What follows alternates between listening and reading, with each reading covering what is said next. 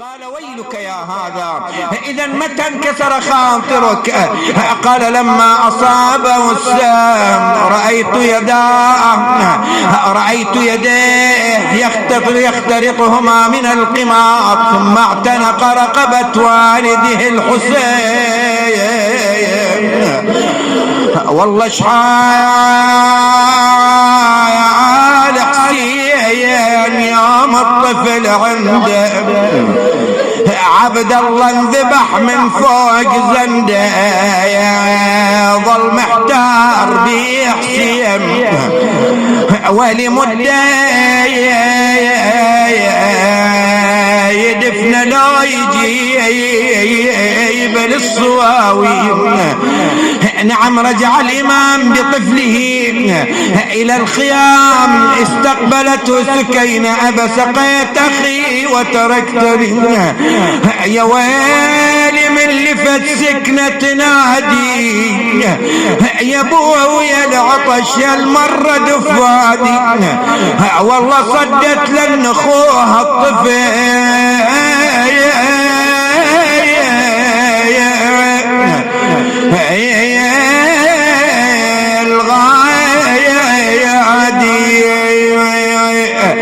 املول رقبته ودمه يفور، تقول له يا اخويا عان من حبك وشماك، يا اخويا عان من وداك لامك، والله لغسلنك يا اخويا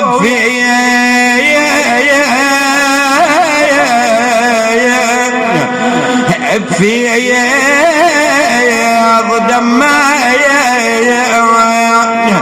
وقبرك بالقلب يا اخوي الاحفر. نعم استقبلته زينب قالوا خي خذوا رضيعكم مذبوحا. اخذت الرضيع، الام قاعده بالخيمه تنتظر يجيبون وليدها شارب ماي. نعم لما دخلت زينب نهضت استقبلت رضيعها واذا بالسهم نابت في نحره. نعم وضعته في حجرها، والله نادت جابوك يا ابني بسهم مفطوم، والله يا الرحيت عن الماي محروم، عقبك لحرم لذة النوم، والله واصبغ يا عقل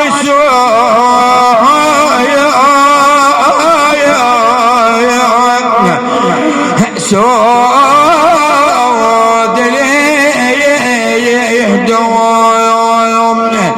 في رواية أن الحسين عليه السلام حفر له بجفن سيفه وراء الثرى، لكن في ليلة 11 من المحرم ليلة 11 لما تناصف الليل زينب افتقدت الرباب من بين النساء، دو الرباب ما موجودة، خرجت من الخيمة وإذا بسواد قريب جسد الحسين. نعم جاءت تمشي نحوها، من رباب هذه؟ قالت نعم سيدتي. رباب ما الذي أخرجك في هذا الليل؟ قالت سيدتي لقد درت علي وأنا أريد ولدي، والله تقلها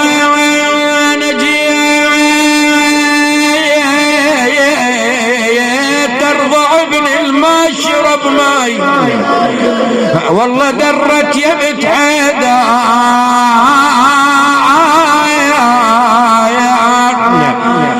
يا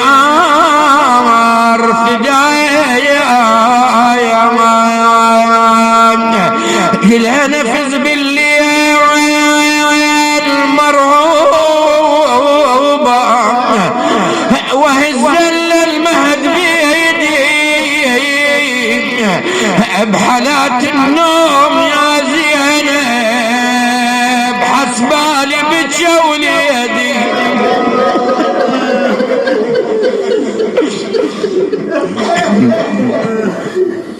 يا الله يا الله يا الله. اللهم فرج عنا يا الله فرجا عاجلا قريبا كلمح البصر أو أقرب من ذلك يا أرحم الراحمين.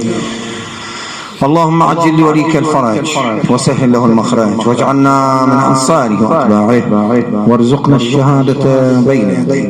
إلهي ثبتنا على دينك ما أحييتنا ولا تزغ قلوبنا بعد إذ هديتنا وهب لنا من لدنك رحمة إنك أنت الوهاب. اللهم ارحمنا برحمتك واعف عنا بفضلك سامحنا وتب علينا واغفر لنا ولوالدينا إنك أنت التواب الرحيم. اقض حوائج المحتاجين شافي جميع المرضى الحاضرون من كان منهم طالب حاجة اقضي حاجته من كان منهم مريض أو كان له مريض شافي وعافي من أوصونا الدعاء يسر أمورهم اقض حوائجهم شافي مرضاهم. اللهم المسببون لهذا المجلس تقبل أعمالهم بصالح القبول ارحم أمواتهم أمواتنا أموات السامعين المؤمنين جميعا لا سيما أموات أصحاب المحل بلغهم ثواب مجلسنا هذا مع ثواب الفاتحة مسبوقة بالصلاة على محمد وآل محمد.